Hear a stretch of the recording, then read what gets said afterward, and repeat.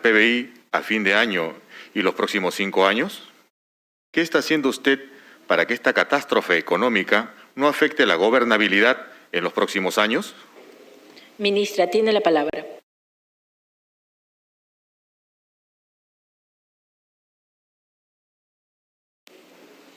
¿Problemas con el micro de la ministra? Hola. Ya. Continúe, ministra. No comparto los calificativos de esta pregunta.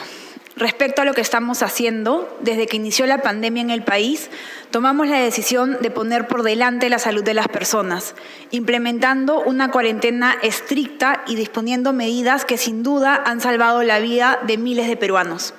La decisión de priorizar la salud tuvo un impacto sobre la economía en el primer semestre, situación similar que se ha observado en otros países de la región y del mundo. Frente a esta crisis, decidimos implementar el plan económico más importante en la historia del país y el más importante también, el más grande de América Latina, el cual ha permitido una reactivación económica responsable. Como sustenté en este pleno hace 2 días, el marco macroeconómico multianual 2021-2024 contiene las proyecciones de las principales variables macroeconómicas que son el soporte para la elaboración del presupuesto público para el año 2021. En el 2020 se espera que la actividad económica se contraiga 12%, principalmente por el fuerte deterioro de la economía en el primer semestre del 2020, que registra una contracción de 17.4%. Para el segundo semestre esperamos una mejora de la actividad económica y del empleo. A pesar de la fuerte contracción del PBI en el primer semestre, la reanudación de actividades y el impulso importante de las medidas del plan económico están favoreciendo la recuperación económica. Sin las medidas implementadas, la contracción de la economía peruana hubiera sido superior a 20%. Quiero hacer énfasis nuevamente en lo siguiente. La fuerte caída del PBI durante el primer semestre del año fue producto de la decisión de cerrar la economía para salvar miles de vidas. Durante los últimos meses hemos reabierto la economía y los niveles de actividad se han recuperado rápidamente. De hecho, al mes de julio, la caída del PBI peruano es similar a lo de otros países de la región y tal como indican diversos organismos internacionales, como el Banco Mundial y el Fondo Monetario Internacional, la recuperación de la economía nacional será una de las más rápidas de la región. Los indicadores adelantados de la actividad económica muestran que esta recuperación continuará en el segundo semestre del 2020 y en el año 2021, para el cual proyectamos un crecimiento de 10%. Asimismo, continúa la mejora del empleo. Solo en Lima Metropolitana, en junio y julio se recuperaron más de 2 millones de puestos de trabajo en comparación con abril y mayo. Esta recuperación, como he mencionado, se está reflejando en las expectativas de los agentes económicos. Para el periodo 2022-2024, estimamos que la actividad económica alcanzará un crecimiento promedio de 4.5%, lo que permitirá a nuestro país recuperar su ventaja regional en términos de crecimiento económico obtenido en las últimas décadas. Siguiente pregunta. Pregunta número 2.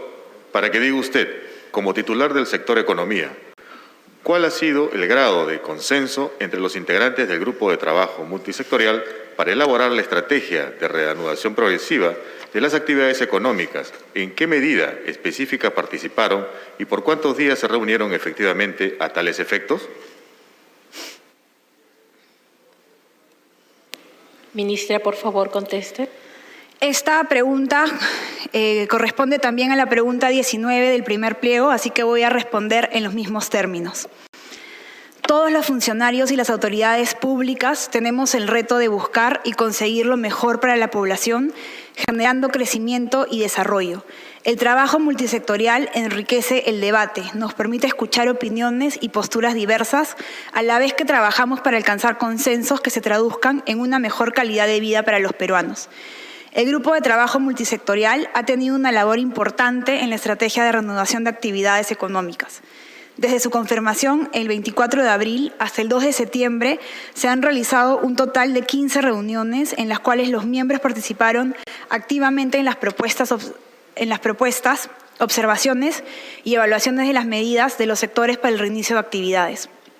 La dinámica de las reuniones para la reanudación de actividades se plantea como sigue.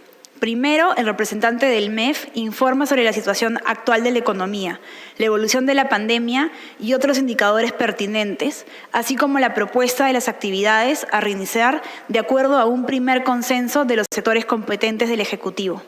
Posteriormente a esto, se sostiene un debate en el que participan todos los miembros incorporando los puntos de vista de los respectivos sectores que representan. Finalmente, se hacen las modificaciones a la propuesta de acuerdo a lo consensuado por todos los miembros presentes en la reunión. Así, para la aprobación de cada fase se ha remitido un informe a la Presidencia del Consejo de Ministros con la propuesta de actividades a reaperturarse de acuerdo con lo consensuado por el Grupo de Trabajo Multisectorial. Como lo he precisado, esta propuesta es una recomendación de carácter no vinculante y la decisión se toma finalmente en el Consejo de Ministros. Estoy convencida de que el trabajo multisectorial coordinado fomenta la generación de debates productivos y de consensos que benefician al país. Si bien muchas veces podemos opinar y pensar de formas distintas, es necesario que desde nuestras diversas posiciones todos apuntemos al mismo objetivo, brindar bienestar a la ciudadanía y lograr un Perú más justo.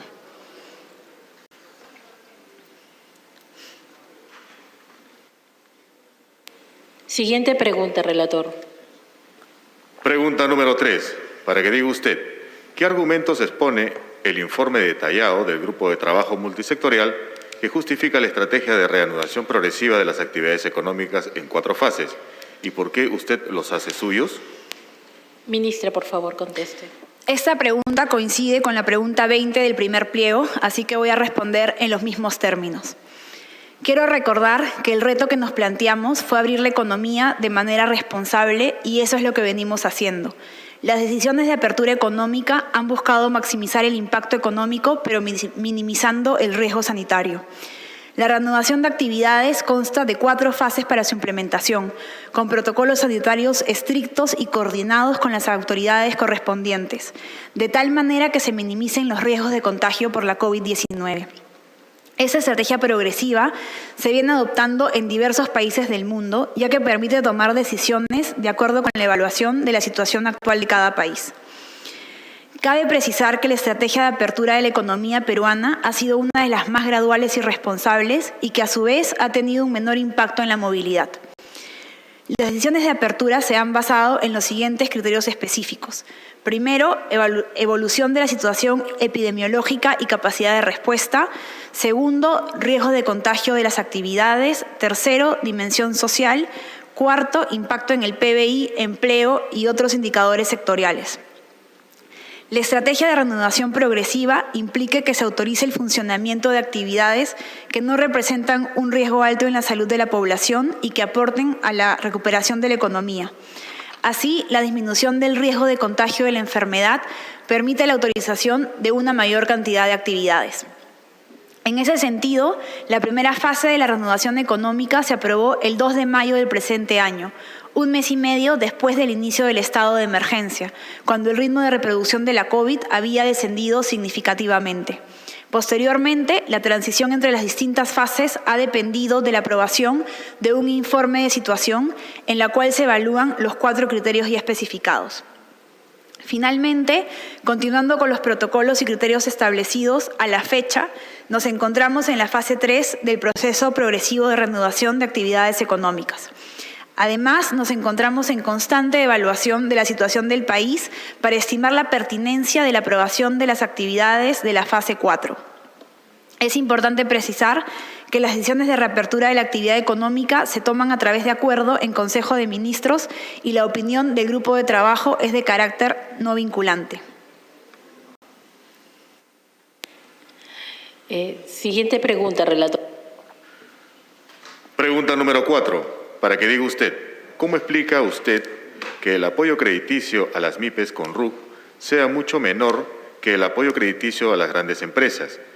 ¿Y qué razón justifica excluir a los conductores de microempresas que operaban en la informalidad económica, sin ofrecerles ahora ninguna opción económica financiera para que transiten a la formalidad económica? Ministra, por favor, conteste. Esta pregunta coincide con la pregunta 23 del primer pliego, así que voy a responder en los mismos términos. Sobre la pregunta, tengo que volver a precisar que el mayor porcentaje de empresas beneficiadas por Reactiva Perú han sido las MIPES. Asimismo, en lo que respecta a montos asignados, las MIPES han recibido el 41.6% de los recursos de Reactiva, el doble de lo que suelen recibir en el sistema financiero. También es importante aclarar que las MIPES recibieron mayores recursos comparados con sus ventas respecto a otros segmentos de empresas. Al ser un préstamo para empresas, es importante maximizar la probabilidad de que éstas honren sus deudas.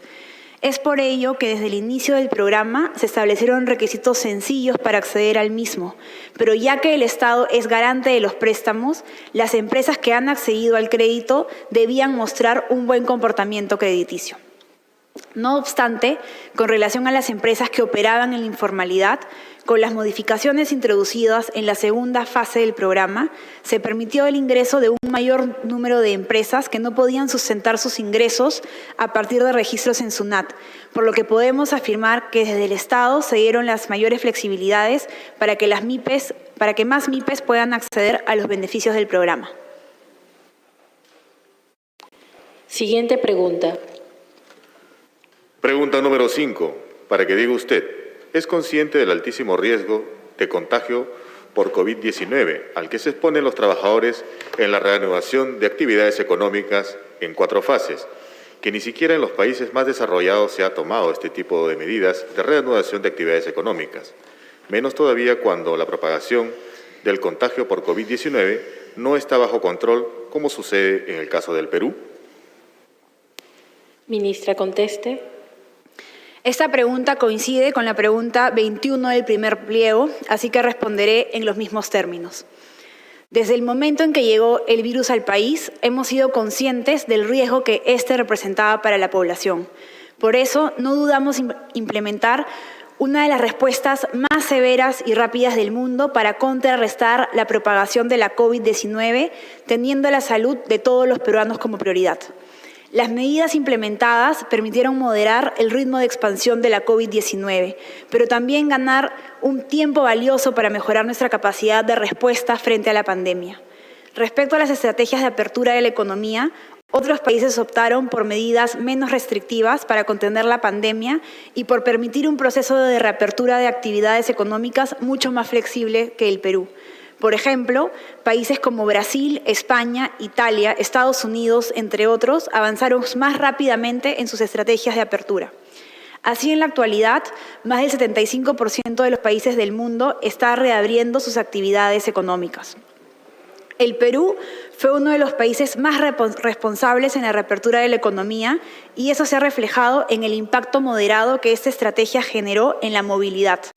Las fases 1 y 2 permitieron que la economía pasara de operar de un 44% de capacidad a un 92%, y a la vez generaron un efecto limitado en la movilidad de las personas, por lo que no afectaron el ritmo de contagio de la pandemia, a pesar de que fueron las fases de mayor impacto en empleo y PBI. Siguiente pregunta, relator. Pregunta número 6, para que diga usted, en cuanto a los bonos para los hogares del país, ¿cómo explica usted el carácter excepcional y por única vez de estos bonos, si la pandemia por COVID-19 en el Perú aún no está bajo control y no cabe esperar que la gente salga o tenga que salir a generarse ingresos en un contexto altamente peligroso para la vida y la salud, sin vacunas o tratamientos efectivos conocidos, y más aún cuando no se ha entregado la totalidad de estos bonos y representan menos del 5% de lo asignado para Reactiva Perú, con el agravante que la gran mayoría de familias antes del brote de COVID-19 generaba ingresos por trabajo en empleos informales? Ministra, conteste. Esta pregunta coincide con la pregunta 25 del primer pliego, por eso voy a responder en los mismos términos. En primer lugar, es necesario aclarar que no es correcto comparar el monto de los créditos otorgados por el programa Reactiva Perú con el de los bonos. hay que diferenciar con claridad lo que es entregar dinero y ser garante de un préstamo entre privados. Esta diferencia la podemos explicar con un ejemplo de la vida cotidiana. Una cosa es entregarle dinero a tu hijo sin esperar que te lo devuelva y muy diferente es ser garante del préstamo que te pide algún familiar.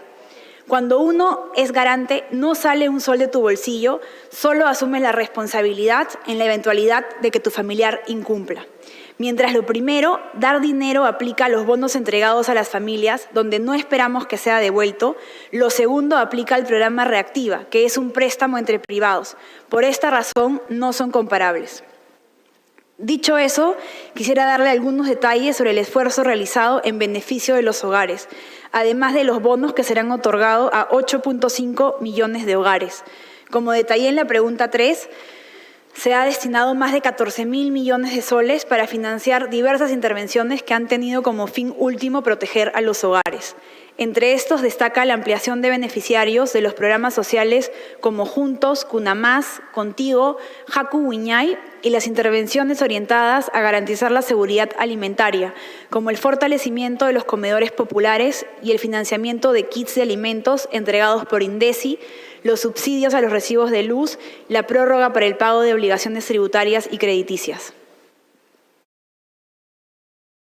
Siguiente pregunta, relator. Pregunta número 7, para que diga usted, ¿en qué fundamenta usted ese dicho que repiten economistas teóricos o de su entorno de que el Perú tiene sólidas espaldas financieras? Señorita ministra. Esta pregunta coincide con la pregunta 12 del primer pliego, así que responderé en los mismos términos. Primero quiero explicar a qué llamamos espaldas financieras. Este término se refiere a nuestra capacidad de atender el pago de nuestras obligaciones, estas son nuestras deudas, lo que se demuestra en los principales indicadores macroeconómicos como lo son el déficit fiscal, el nivel de deuda y las reservas internacionales. La relevancia de esto recae en que en momentos de crisis necesitamos financiar medidas que permitan a la economía regresar a su senda de crecimiento. Para financiar estas medidas a tasas de interés bajas, tenemos que dar confianza a los prestamistas de que vamos a poder pagar nuestras deudas. El Perú es un país que genera confianza y para eso es fundamental tener sólidas espaldas financieras.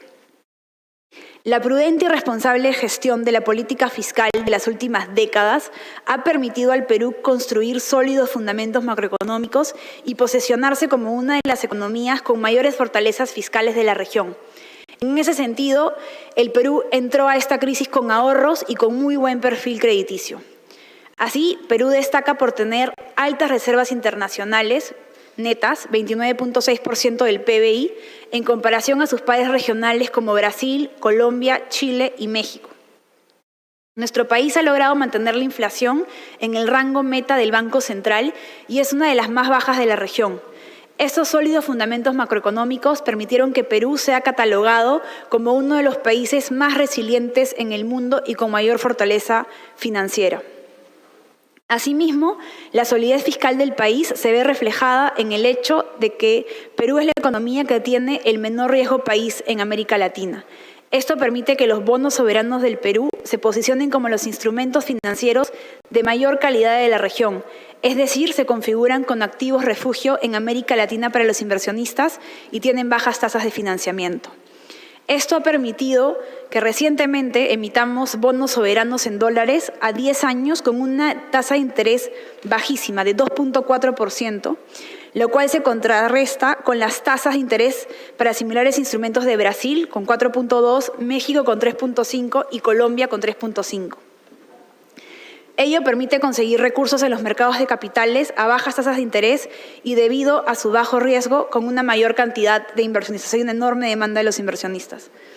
Este último hecho es relevante considerando que dada la alta incertidumbre en los mercados financieros debido a la COVID-19, actualmente los inversionistas están evitando colocar sus recursos en instrumentos financieros de alto riesgo.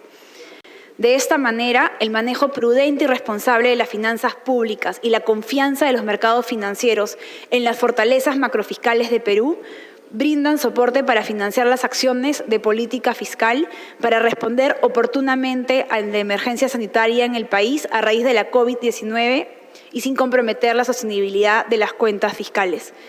Señores y señores congresistas, bajo estos argumentos llamamos a la responsabilidad en el uso de los recursos de todos los peruanos. No podemos implementar propuestas que dificulten la recuperación del espacio fiscal de la economía peruana.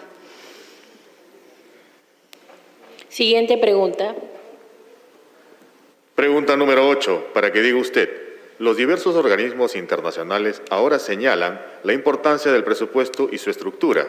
En entrevistas recientes, usted ha sugerido que la reducción será inevitable y que se afectarán a los servicios como salud y educación, sin mencionar nada sobre agricultura y pesca, que abastece al mercado interno. ¿Cómo será específicamente el planteamiento del MEF y en qué razones de política económica y social se justificará? Señorita ministra, conteste. Esta pregunta coincide con la pregunta 27 del primer pliego, por eso es que voy a responder en los mismos términos. Como sustenté el miércoles en este pleno, la propuesta de presupuesto 2021 tendrá un incremento global de 3.2%. La elaboración del presupuesto 2021 se ha hecho en función a 5 prioridades: la salud y la atención a la emergencia, la educación, el alivio a la pobreza, la reducción de la violencia contra la mujer y la generación de empleo a través de reactivación económica. En el caso de salud, su presupuesto está aumentando en 2.439 millones de soles, mientras que en educación habrá un incremento de 1.275 millones de soles, lo que permitirá mejorar los servicios en ambos sectores. En el caso de la función agropecuaria, el presupuesto asignado para el 2021 es 53% mayor con respecto al de este año, 3.204 millones de soles adicionales, sobre todo por el financiamiento de inversiones de la Autoridad para la Reconstrucción con Cambios. En el caso de la pesca, se han asignado 353 millones de soles, lo que genera una caída de 92 millones en su PIA en comparación al de este año, principalmente a nivel del Gobierno Nacional y sobre la base de nuestras proyecciones de ejecución. Sin embargo, se ha financiado el gasto corriente para garantizar la operatividad y el gasto de capital para la culminación y continuidad de todas las inversiones. Por ejemplo, el FONDEPES cuenta con una asignación de 64 millones de soles para inversiones de desembarcaderos pesqueros artesanales, que incluyen los ubicados en Huacho, Serra Azul, San Marcón, Yacila, Paita, entre otros. Siguiente pregunta, relator. Pregunta número 9. Ministra Alba, para que diga usted, en esta crisis por COVID-19 también sufre el campesino, el agricultor que abastece al mercado interno con productos de primera necesidad, haciendo prevalecer la seguridad alimentaria en este país. Enfrentado a la pérdida de sus cosechas, que labró sacrificadamente con sus manos porque no tiene asistencia técnica por parte del Estado. Le pregunto, ministra, ¿usted cree que 760 soles de bono rural le alcanzarán para sobrevivir durante todo el año? Porque si usted responde sí, entonces dígame en qué país vive para contarle nuestra historia. Ministra, conteste, por favor. Esta pregunta coincide con la pregunta 28 del primer pliego, por eso voy a responder en los mismos términos. Somos conscientes de la difícil situación que atraviesan muchos peruanos y entre ellos, por supuesto, muchos campesinos y agricultores. Trabajamos sin descanso para atender esta situación. También tenemos clara la importancia de la labor invaluable que realizan los agricultores, cuyos esfuerzos han sido cruciales durante la emergencia. Gracias a su trabajo, la cadena de abastecimiento de alimentos no se ha visto interrumpida en ningún momento. Estamos agradecidas por la tarea cumplida por los agricultores y seguiremos apoyándolos para contrarrestar el efecto de la pandemia en el sector agrario. El bono brindado no es la única medida aplicada. Hemos dispuesto diversas acciones adicionales dirigidas al sector agrario y continuaremos trabajando en favor de los agricultores, quienes representan una pieza fundamental en la economía del país.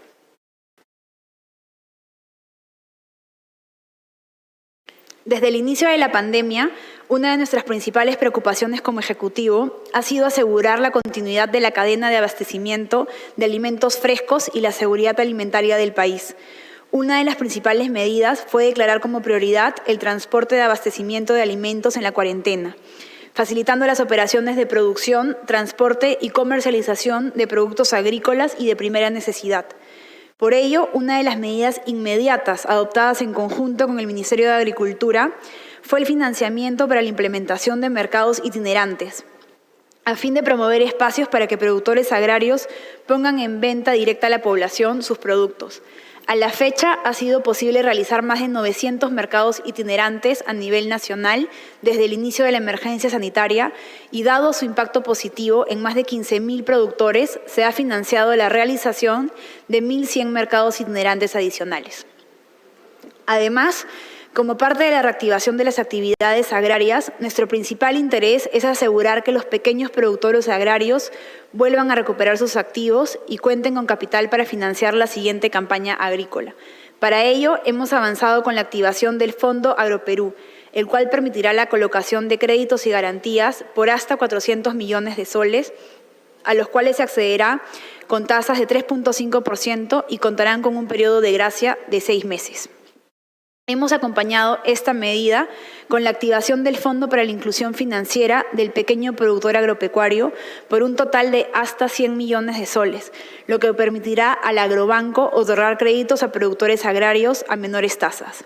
Asimismo, se aprobó el Fondo de Apoyo Empresarial para el Agro, conocido como el FAE-Agro, por un monto de 2.000 millones de soles en garantías, siendo los principales beneficiarios los pequeños agricultores con menos de 5 hectáreas de cultivos, que son el 95% de nuestros cultivos. El FAE-Agro busca atender a más de 232.000 agricultores, permitiendo cerrar en más del 60% la brecha de financiamiento de la próxima campaña agrícola. Por otro lado, somos conscientes de que reactivar las fuentes de ingresos de la población rural, la cual se dedica predominantemente a actividades agrarias, implica también un fuerte componente de generación de empleo, para lo cual hemos destinado hasta 305 millones de soles mediante el programa Arranca Perú para promover empleo rápido a través de mecanismos de núcleos ejecutores en actividades de mantenimiento de infraestructura de riego. Con esto estamos generando un aproximado de 70.000 empleos para la población rural. Es importante señalar que con esta medida incentivamos también la autogestión de las comunidades para la generación de empleo mediante la organización de las juntas de usuarios de agua, las cuales recibirán el acompañamiento y la asesoría del Ejecutivo a través del Minagri, lo que beneficiará a la siguiente campaña agrícola al contar con una infraestructura de riego mejorada. Siguiente pregunta, relator. Pregunta número 10, para que diga usted. Según usted indicó, para atender inicialmente la pandemia, el MEF utilizará un monto equivalente al 14% del PBI, y esto ya pasó de 18% y pasará largamente sus estimaciones. Estamos gastando los ahorros de los últimos 30 años y aún así este año habrá un gran déficit fiscal cercano al 10%. ¿En cuánto estima el MEF el déficit fiscal al final de este año como porcentaje del PBI? En concreto, ¿qué está haciendo usted para disminuir el déficit fiscal este año y cuáles son las medidas específicas que usted plantea ejecutar para no dejar al siguiente gobierno una carga fiscal tan pesada como la que tendremos al fin de año? ¿En cuánto disminuirá el déficit fiscal este año y en cuánto lo dejará al mes de julio de 2021? Ministra, conteste, por favor. Durante las últimas décadas, el país se ha caracterizado por sostener un manejo económico responsable, una tradición con la que estamos plenamente comprometidos. Esta responsabilidad nos ha permitido tener la capacidad para hacer frente a la crisis surgida a raíz de la pandemia, con un plan económico de dimensiones históricas, cuyo objetivo es garantizar una rápida recuperación de la economía que se traduzca obviamente en bienestar para la ciudadanía. Pero quiero hacer énfasis en esto. Si bien estamos implementando medidas muy ambiciosas, bajo ningún motivo estamos hipotecando el futuro del país.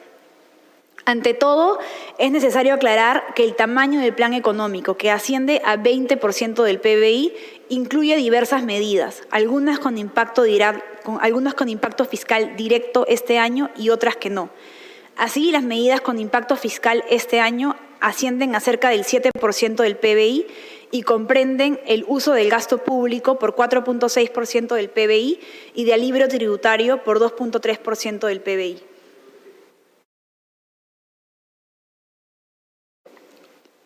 Como lo sustenté el miércoles en este pleno, para este año se prevé un déficit fiscal de 10.7% del PBI. Esto es un fuerte incremento en comparación con el déficit de 1.6% del PBI en el 2019, que se explica por dos razones.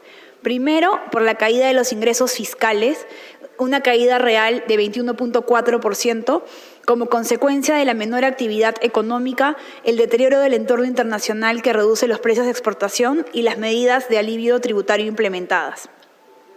Segundo, por el elevado crecimiento del gasto no financiero, 15.6% real, debido a la implementación de medidas para la prevención y contención de la COVID-19, así como para las medidas de reactivación económica. Así, este año y el próximo año alcanzaremos niveles de déficit históricamente altos para el país. Por ello, quisiera aprovechar esta pregunta para aclarar algunos puntos que me parecen importantes. Primero, el incremento del déficit fiscal este año es necesario para que el Estado pueda atender la emergencia sanitaria y limitar la crisis económica. En una crisis como esta, los ingresos caen, pero el Estado debe incrementar los gastos para combatir el virus y defender la economía. Segundo, este déficit fiscal se tiene que financiar ya sea con el uso de ahorros o con nueva deuda. Esta crisis ha mostrado la importancia de acumular ahorros en años buenos, pues nos permite usarlos en años malos como el actual. Esta crisis también nos ha dejado clara la importancia de ser un país creíble y sostenible, pues eso nos ha permitido prestarnos dinero como país a tasas históricamente bajas, en medio de la peor crisis global en muchísimo tiempo. Muchos países han tenido problemas para conseguir préstamos a bajas tasas de interés, nosotros no.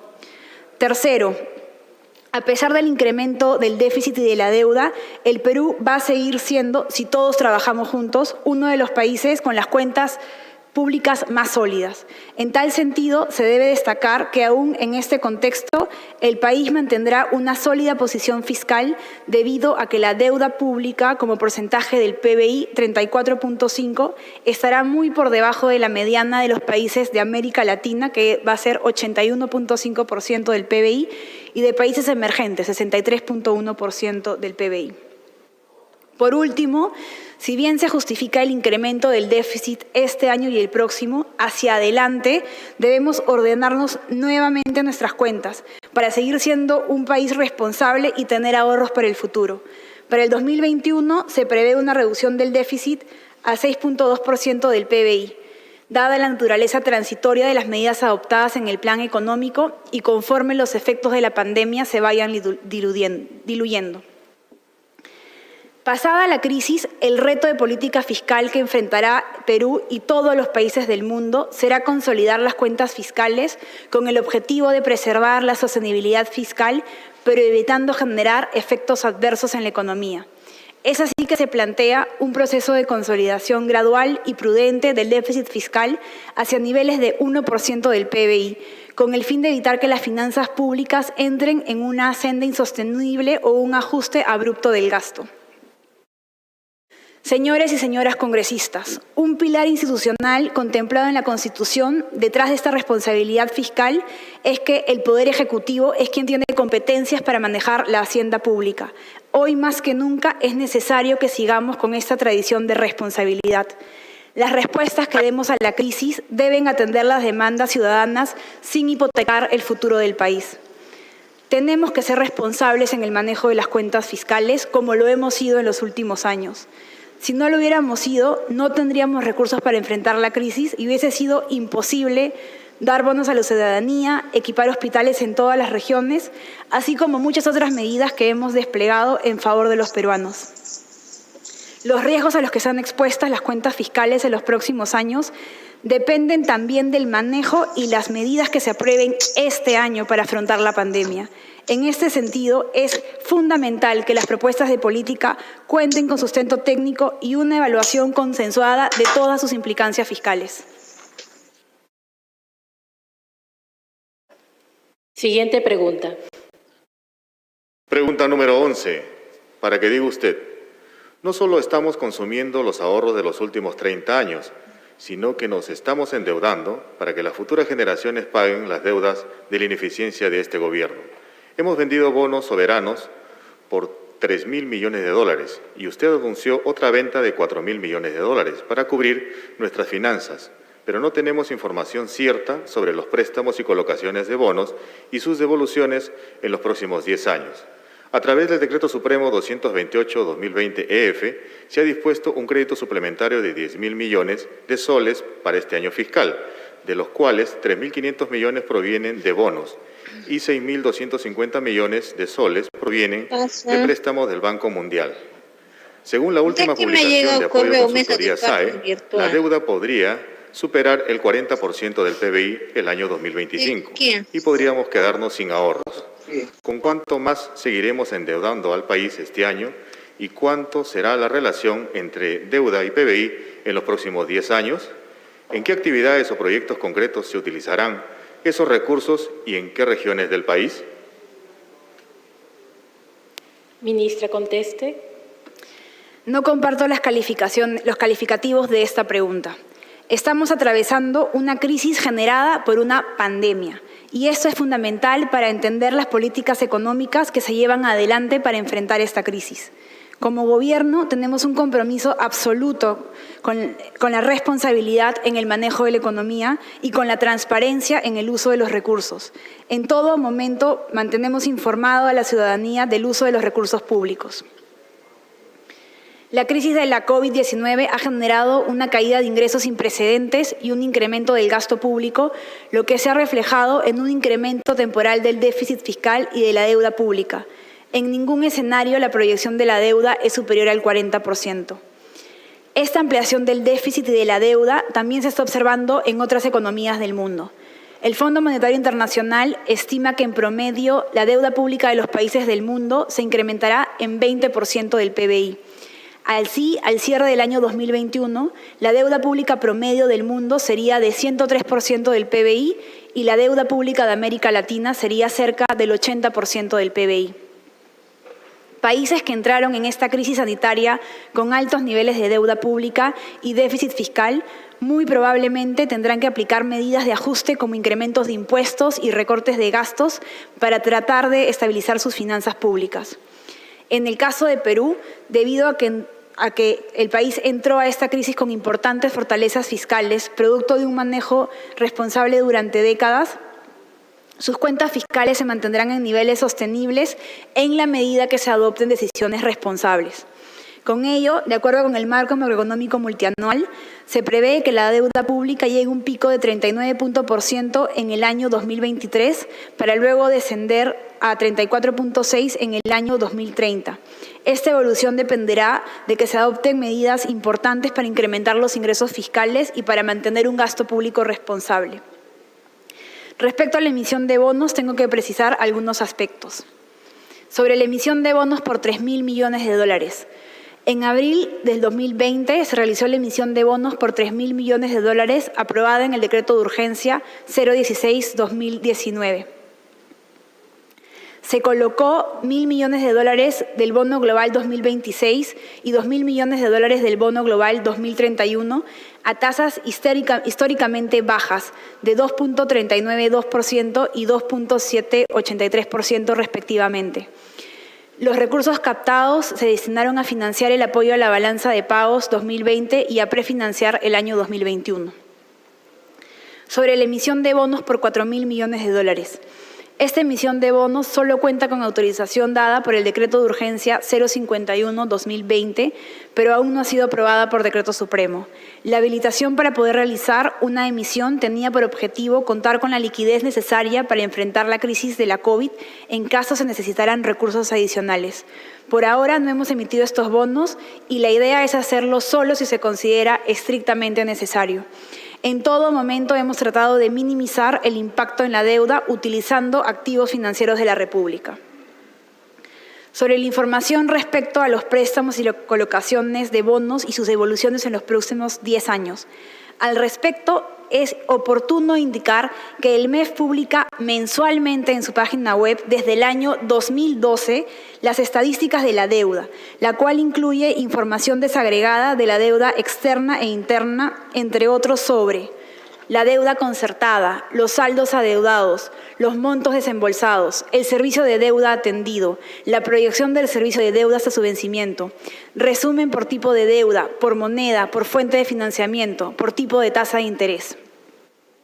En tal sentido, debemos resaltar que el Ministerio de Economía y Finanzas sí cuenta con información cierta sobre los préstamos y colocaciones de bonos, así como la información sobre el repago de la misma en los próximos 10 años, toda vez que la información pública sobre la proyección del servicio de deuda externa va hasta el año 2052 y en el caso de la deuda interna hasta el año 2055.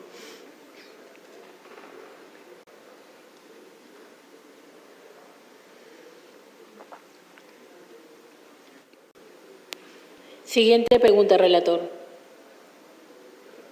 Pregunta número 12, para que diga usted. El programa Reactiva Perú 1 y 2 ha apoyado con créditos a las empresas privadas con un fondo de 30.000 millones de soles y luego una segunda fase con otros 30.000 millones. Sin embargo, tenemos conocimiento que la gran parte de ese monto lo ha captado las grandes empresas, mientras que la inmensa mayoría de pymes no recibirán nada de apoyo y miles de pequeñas empresas cerrarán y habrá más gente en las calles. Los bancos han señalado que los créditos y procedimientos para otorgar los préstamos los estableció el gobierno y que por eso la aprobación la hace COFIDE. Entonces, es el gobierno, a través del MEF, que ha permitido que solo las grandes empresas y además empresas corruptas accedan a los préstamos. Esa es una gran responsabilidad del MEF. ¿Cómo explica usted que la asignación de los montos haya ido de manera mayoritaria a las grandes empresas?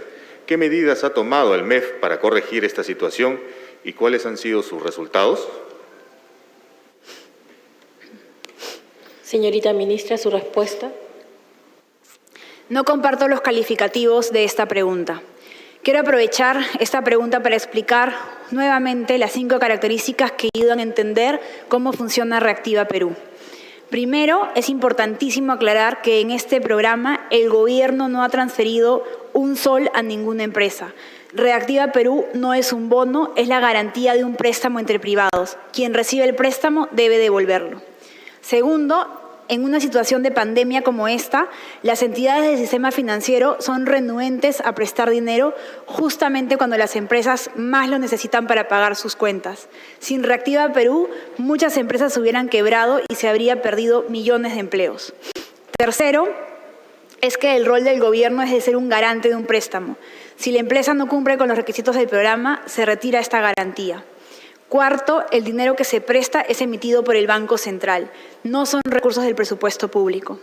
Y finalmente, que al ser un garante, el Estado solo debe utilizar recursos del presupuesto público en la eventualidad en que algunas empresas incumplan en pagar el préstamo.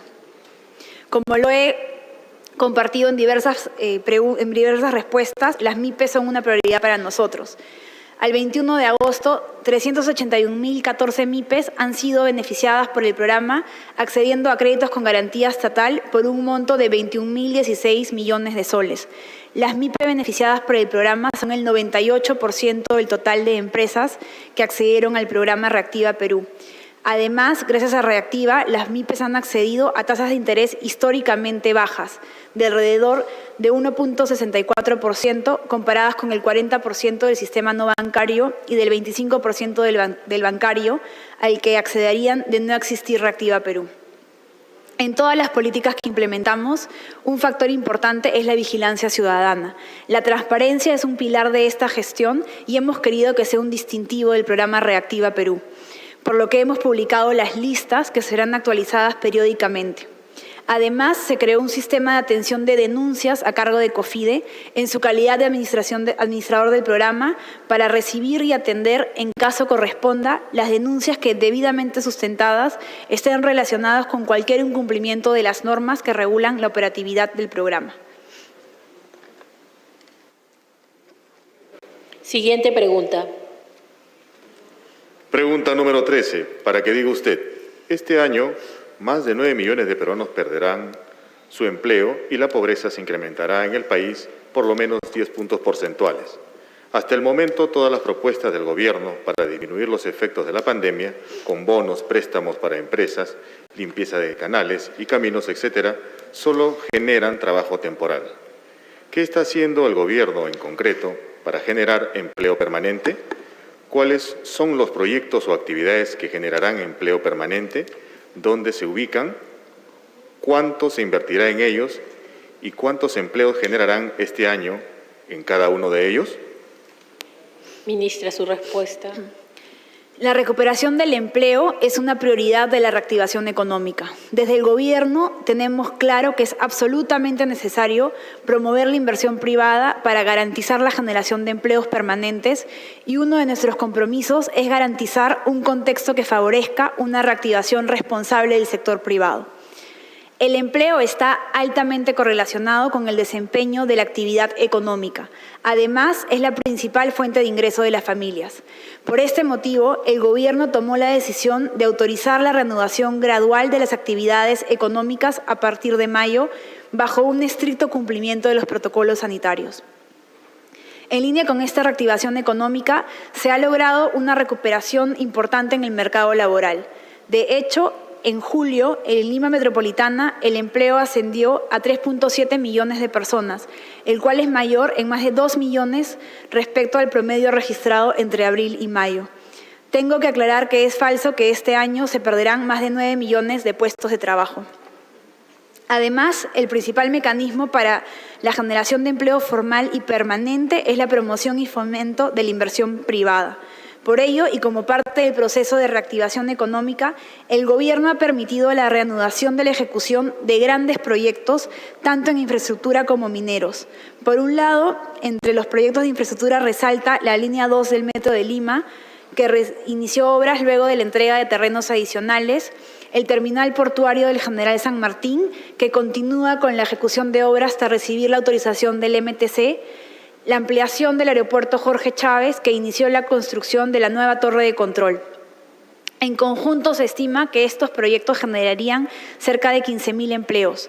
Por otro lado, entre los principales proyectos mineros que reanudarían la construcción destacan Mina Justa, con una inversión de $1.600 millones, la ampliación de Toromocho, que es una inversión total de $1.355 millones, y Queyabeco, con una inversión de $5.300 millones, los cuales representan una inversión superior a $8.000 millones y emplearían alrededor de 15.000 puestos de trabajo, considerando las etapas de construcción y producción. Adicionalmente, se han implementado nuevas normativas dirigidas a promover la inversión mediante mayores incentivos para la adquisición de maquinaria y equipo y así dinamizar su ejecución. Pondré algún ejemplo. Por ejemplo, el Decreto Legislativo 1463, que prorroga y amplía el ámbito de aplicación del régimen especial de recuperación anticipada del IGB con el objetivo de promover la adquisición de bienes de capital durante los ejercicios fiscales 2020 y 2021. El Decreto Legislativo 1488, que establece un régimen especial de depreciación acelerada, el cual disminuirá la carga tributaria por la adquisición de maquinarias y equipos durante los años fiscales 2020 y 2021. Siguiente pregunta. Pregunta número 14, para que diga usted.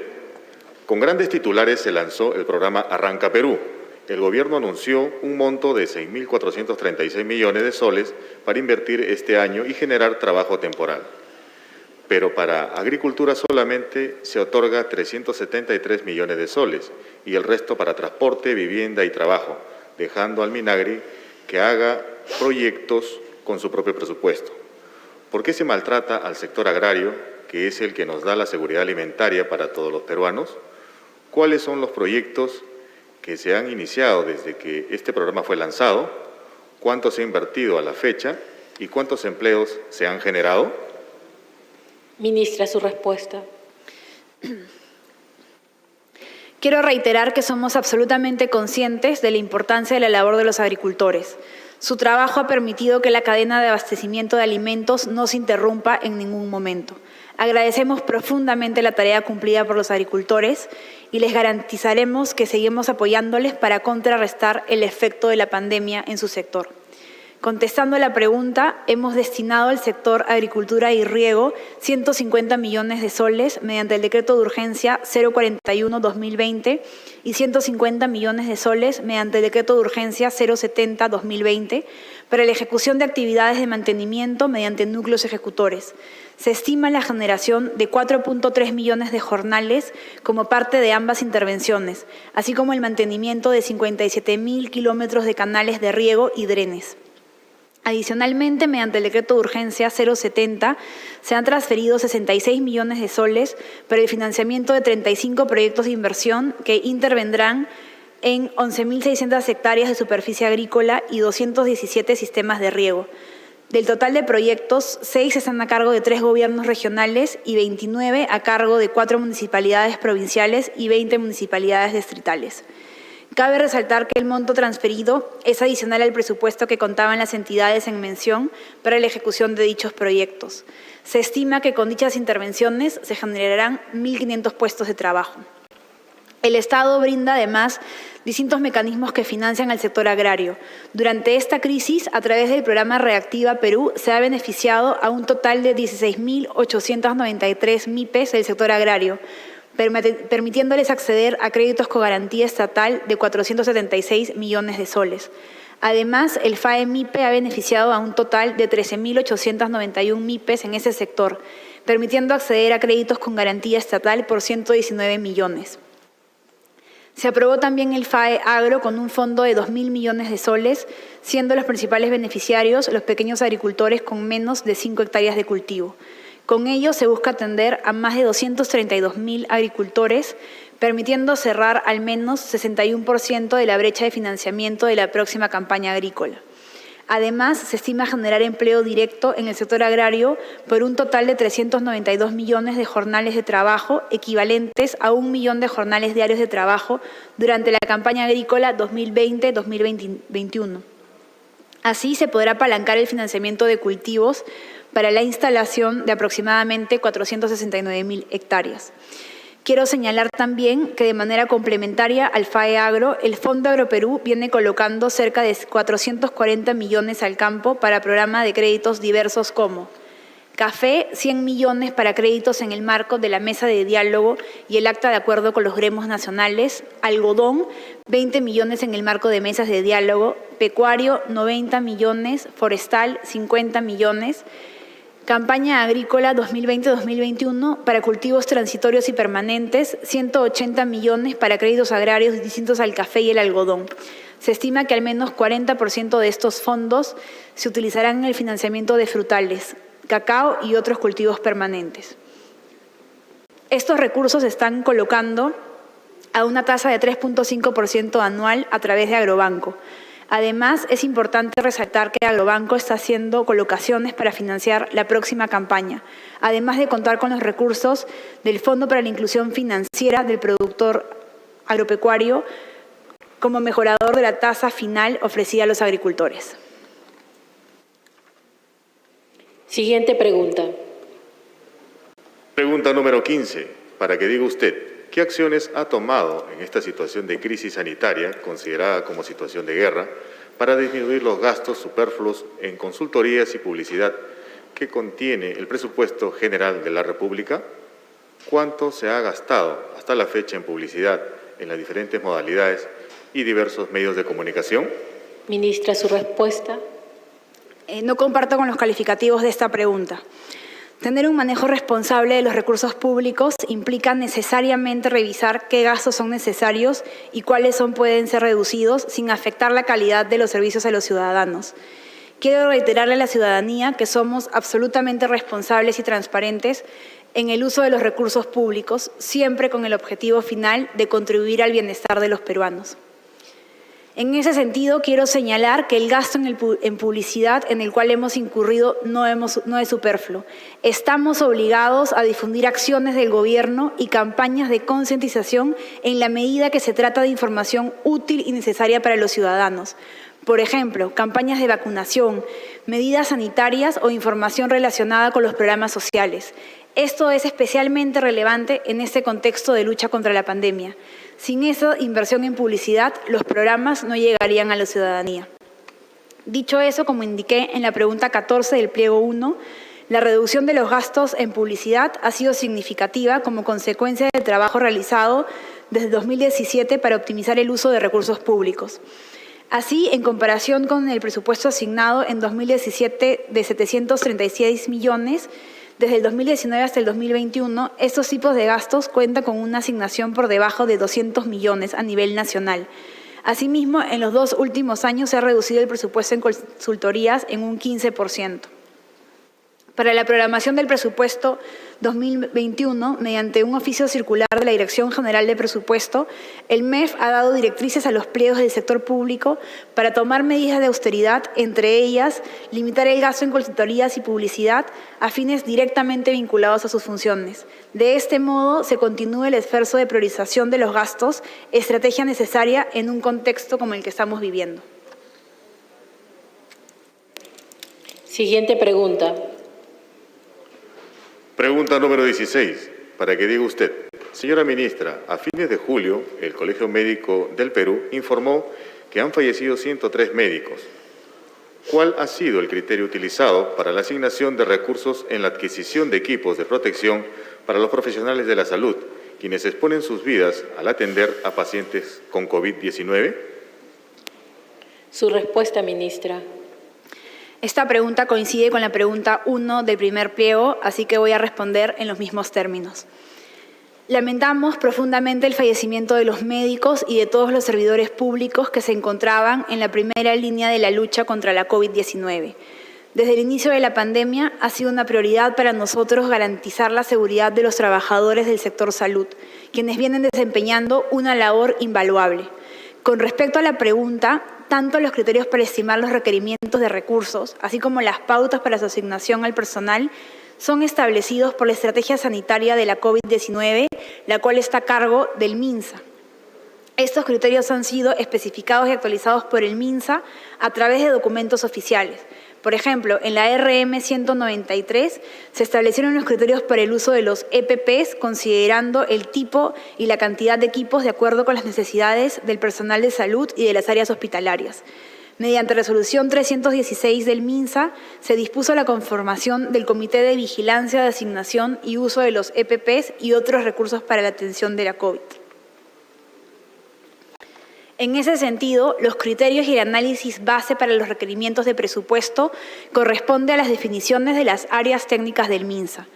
El Ministerio de Economía y Finanzas, dentro de sus competencias, ha priorizado la atención a las demandas realizadas por el MINSA en el marco de la pandemia y hasta el momento 38 millones de soles a Cenares, el cual ha realizado la distribución de EPP a los establecimientos de salud de los gobiernos y a los centros de aislamiento temporal. Siguiente pregunta. Pregunta número 17, para que diga usted. El Estado ha emitido una serie de normas legales que regulan las contrataciones públicas durante la emergencia por la pandemia. Sin embargo, las normas señalan que la mayoría de estas adquisiciones podrán realizarse a través de contrataciones directas. ¿Nos puede dar detalles de esas adquisiciones, las modalidades utilizadas en los procesos, así como los proveedores beneficiados? Ministra, tiene la palabra. Esta pregunta coincide con la pregunta 2 del primer pliego, así que voy a responder en los mismos términos. Las normas que hemos desplegado durante la emergencia han tenido como objetivo actuar con sentido de urgencia y responsabilidad para atender las necesidades ciudadanas y del personal que se encuentra en la primera línea de batalla. En el caso específico de las contrataciones, se ha buscado multiplicar la capacidad de respuesta del Estado para atender esta pandemia. Así, por ejemplo, la Autoridad para la Reconstrucción con Cambios se le encargó la implementación de hospitales temporales y a Pericompras la adquisición de pruebas de diagnósticos. Queríamos utilizar todos los recursos disponibles para atender con sentido de urgencia la pandemia. Además, en todo momento hemos tenido como un eje central la transparencia y la rendición de cuentas. Durante el periodo de inmovilización social se han emitido 24 decretos de urgencia, 6 decretos legislativos y 3 decretos supremos que tienen entre su contenido disposiciones relacionadas con compras públicas orientadas a la atención de la pandemia. Las disposiciones permiten contrataciones directas sin disminuir estándares de transparencia, rendición de cuentas y disponen plazos de regularización más flexibles para que el aparato administrativo pueda responder adecuadamente y no se distraiga del objetivo central, que es cuidar la salud de los peruanos. Dichas medidas han permitido que se efectúen contrataciones urgentes y oportunas para asegurar, entre otras cosas, el abastecimiento de pruebas de diagnóstico, EPP, hospitales móviles, oxígeno, adecuación de infraestructura hospitalaria, entre las principales. La transparencia de las contrataciones directas está garantizada en la medida que todas las entidades contratantes deben registrar dichas operaciones en el SEACE, que constituye la plataforma oficial en materia de contrataciones y cuya información es pública. La información que publican las entidades contratantes en el SEACE se encuentra bajo su exclusiva responsabilidad y sirve para la rendición de cuentas por parte de los funcionarios y servidores intervenientes en las diferentes fases de las contrataciones. Esta rendición de cuentas es ante el titular de la entidad contratante, los órganos de control y, de ser el caso, las instancias fiscales y judiciales. Siguiente pregunta. Pregunta número 18. En el caso del programa Reactiva Perú, ¿cómo explica usted que la asignación de créditos ha sido preferentemente para empresas grandes, conociendo que las empresas de menor tamaño tienen dificultades mayores, todo lo cual contradice los anuncios que usted ha venido haciendo en diversos medios de comunicación al respecto? Ministra, tiene la palabra. Esta pregunta coincide con la pregunta 24 del primer pliego, así que voy a responder en los mismos términos. Desde el inicio del programa Reactiva Perú se buscó introducir mejores condiciones para las MIPES, priorizando niveles de garantía a créditos de empresas de menor tamaño, con coberturas entre 95 y 98%. Adicionalmente, y luego de escuchar a muchos de ustedes, en el segundo tramo de Reactiva se introdujo mayor flexibilidad para facilitar el acceso a las MIPES. Primero, se aumentaron los montos máximos de préstamos para el tramo 98% de garantía en 3 veces el monto original de la primera fase. Pasamos de 30.000 a 90.000 soles. Asimismo, para asegurar que aquellas MIPES que no puedan sustentar ventas ante SUNAT, se les aplica el criterio de historial financiero, considerando hasta el doble de la deuda registrada como MIPE en el año 2019 hasta por un monto de 40.000 soles. Estas modificaciones permitieron que la participación de las MIPE incrementara de manera significativa, pasando de 100.000 MIPES beneficiadas en Reactiva 1 a 280.000 MIPES en Reactiva 2. Como lo he mencionado, a la fecha 381.000 MIPES han accedido a créditos del programa, representando el 98% del total de las empresas que recibieron créditos por Reactiva Perú. Es importante volver a mencionar que Reactiva Perú permitió la rápida recuperación del crédito al sector privado, principalmente el de las MIPE, con tasas mínimas históricas de alrededor de 1.64% frente a las tasas tradicionales prepandemia de 40% del sistema no bancario y 25% del bancario. Siguiente pregunta. Pregunta número 19. Para que diga usted, los maltratados agricultores son los que alimentan al pueblo, pero vemos que el gobierno los tiene olvidados, por más que se habla de grandes cifras, pero que no llegan a ellos. El gobierno ha dado una miseria para este sector. Se requiere créditos inmediatos para afrontar la siguiente campaña de cultivos, pero también se necesita inversiones para generar trabajo, mejorar el riego y ampliar la frontera agrícola. En el país existen más de 2.2 millones de pequeños agricultores. ¿Cuántos de ellos recibirán créditos y apoyos financieros para sus cultivos y ganado, ya sea con Agrobanco, el Fondo Agroperú u otros medios? En caso no puedan recibir créditos, ¿por qué no se les apoya con semillas, fertilizantes, asistencia técnica? ¿Cuáles son los proyectos de riego que se han iniciado y en dónde están ubicados? ¿Cuánto se ha invertido en ellos y cuántos agricultores se beneficiarán con cada proyecto? Ministra, su respuesta. Esta pregunta es muy similar a la pregunta 14 de este segundo pliego, que he respondido extensamente. Como indiqué en dicha interrogante, quiero reiterar que reconocemos la invaluable contribución de los agricultores en el desarrollo del país y negamos rotundamente que hayamos dejado de lado al sector agrícola en medio de esta crisis. Hemos implementado medidas concretas para apoyar este sector. A forma de resumen, indicaré nuevamente las medidas adoptadas. Primera, hemos destinado al sector agricultura y riego 300 millones de soles para la ejecución de actividades de mantenimiento mediante núcleos ejecutores, con lo cual se generará 4.3 millones de jornales. Segundo, hemos transferido 66 millones de soles a gobiernos subnacionales para el financiamiento de 35 proyectos de inversión que intervendrán en 11.693 hectáreas de superficie agrícola y 217 sistemas de riego, con lo que se generarán 1.500 puestos de trabajo. Tercero, Reactiva Perú ha beneficiado a un total de 16.893 MIPE del sector agrario, permitiéndoles acceder a créditos con garantía estatal por 476 millones de soles.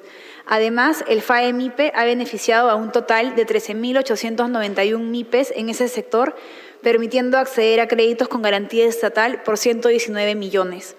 Se aprobó también el FAE Agro con un fondo de garantía de 2.000 millones de soles, siendo los principales beneficiarios los pequeños agricultores con menos de 5 hectáreas en cultivo. Esperamos llegar a más de 232.000 agricultores para el financiamiento de cultivos en aproximadamente 469.000 hectáreas. Finalmente, el Fondo Agroperú viene colocando cerca de 440 millones al campo para programas de crédito diversos a una tasa de 3.5% anual a través de Agrobanco. Señores y señoras congresistas, señorita ministra, se suspende la sesión hasta las 3 de la tarde.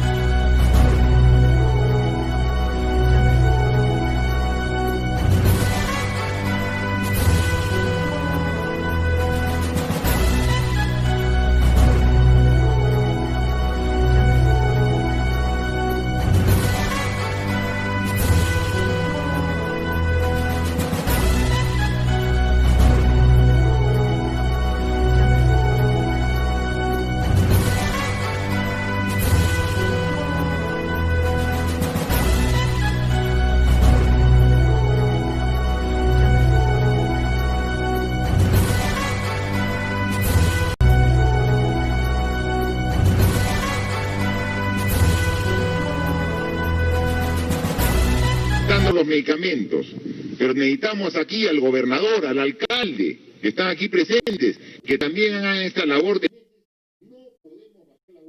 prevención, salir casa por casa, concientizar a la población, los colegios profesionales. Todos tenemos que sumar en este esfuerzo, porque sabemos que la vacuna todavía, a pesar que se ve que está cerca, pero son meses que todavía falta para tener la vacuna, esos meses no podemos bajar la guardia.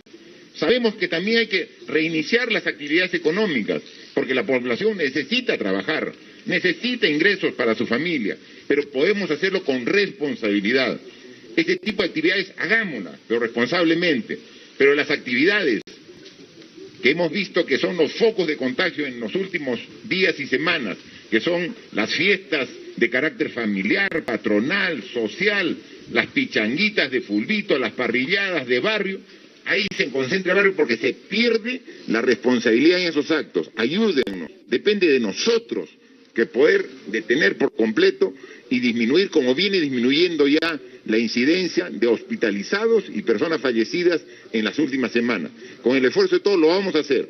Y por eso es que he venido yo personalmente para constatar de que en este mes de septiembre tienen que estar a disposición de la ciudad de Abancay 100 camas más, 50 de salud y 50 aquí en el hospital regional en beneficio de la población, y me encargaré yo de atender los pedidos que el alcalde, el gobernador y el congresista por Apurímac me han hecho presente, y siempre de la mano con ustedes, porque sin el personal de salud, sin los médicos, sin los técnicos, sin las enfermeras, obstetrices, sin el personal de salud, realmente no hubiéramos tenido los combatientes en esta guerra que es tan difícil contra una pandemia de carácter mundial. Así que muchas gracias, y además un tema que me comprometí la última vez que vine, el año pasado, es la vía de evitamiento. Y le dimos todo el esfuerzo para la vía de evitamiento. Se hizo el proceso, y el proceso cayó como parte del procedimiento administrativo que suele suceder.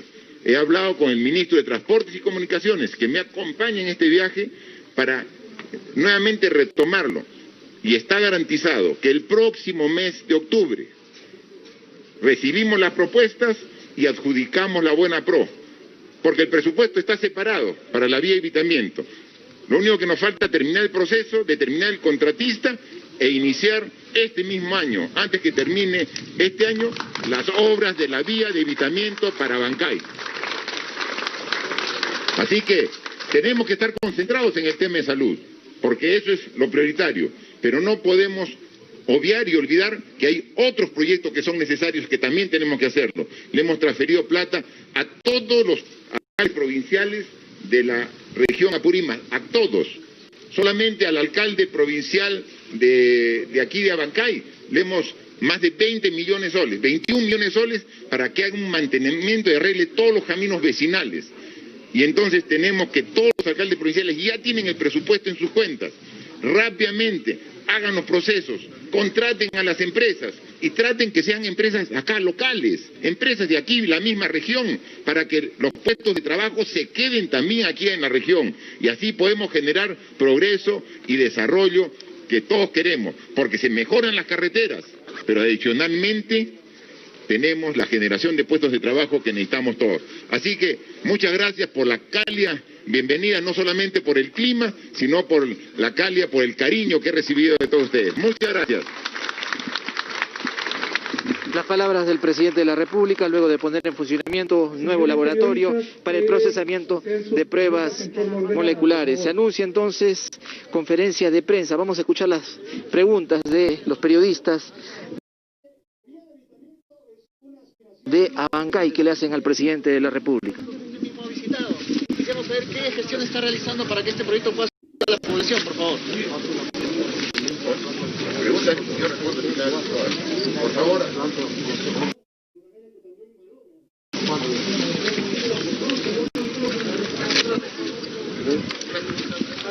Presidente, por favor, si me permite, la vía de evitamiento es una aspiración de todo Apurímac, en este caso de todo Abancay.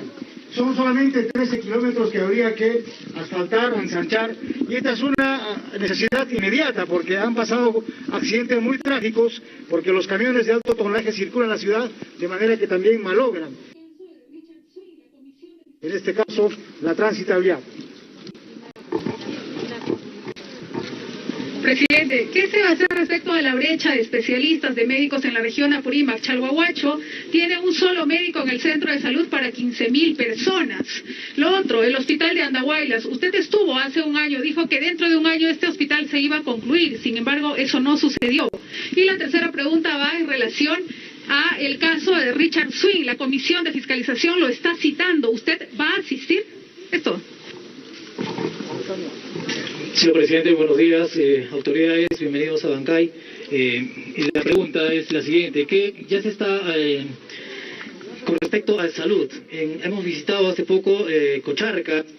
Vemos una posta de salud totalmente abandonada. ¿Qué se va a hacer al respecto? ¿Se va a intervenir esta posta? Y me imagino que han visitado también otras postas. Muchas gracias. Bien, miren, para dar respuesta a las diversas interrogantes. Como ustedes saben perfectamente, nosotros estamos poco más de 2 años en el gobierno y heredamos problemas no de 2 años, de 20, 30 o quizás problemas que se iniciaron con el inicio de la República, que el próximo año cumplimos 200 años de vida mexicana y seguimos con los mismos problemas. Entonces hay que poner el esfuerzo de comenzar a solucionar gradualmente. Yo fui y estuve en Andahuaylas y vi la situación y vi el problema del hospital. Y finalmente ya está canalizada la solución a través de este convenio de gobierno a gobierno. Ya está canalizado. La vía de evitamiento. He dicho, el 12 de octubre es la fecha que tienen que los interesados, los contratistas, presentar propuestas. El 26 de octubre, es decir, el próximo mes, estamos dando la buena pro de quién va a ejecutar la obra. Inmediatamente, dando un plazo de ley, se firma el contrato y se inicia. El presupuesto, que está por orden de los 90 millones de soles, está garantizado y asegurado. Los problemas de saneamiento, tenemos que verlo directamente. Hay temas en el proceso de descentralización. Hay competencias que son nuestras del gobierno nacional, pero también hay competencias que son del gobierno regional, de los municipios. Hay veces este tipo de proyectos que están a cargo de un gobierno regional o municipal no nos permiten a nosotros intervenir. Pero estamos trabajando.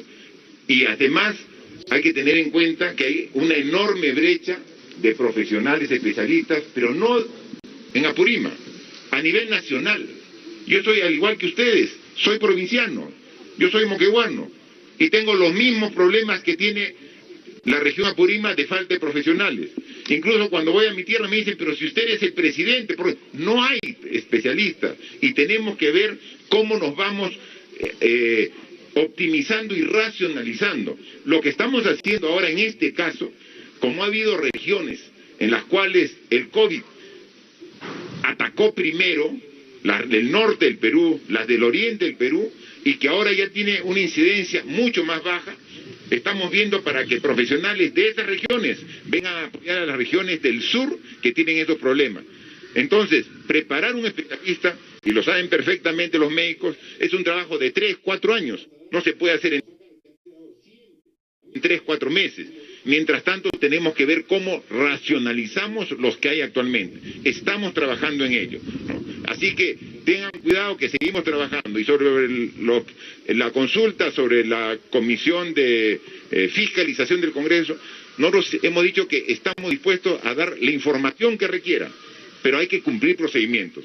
Estamos en un sistema democrático, donde hay que respetar el Estado de Derecho. Vamos a dar, como nos ha caracterizado siempre a mi gobierno, un gobierno transparente que no oculta nada, pero siempre respetando el proceso debido que corresponde en un gobierno democrático como el que estamos. Muchas gracias. Las palabras entonces del presidente de la República.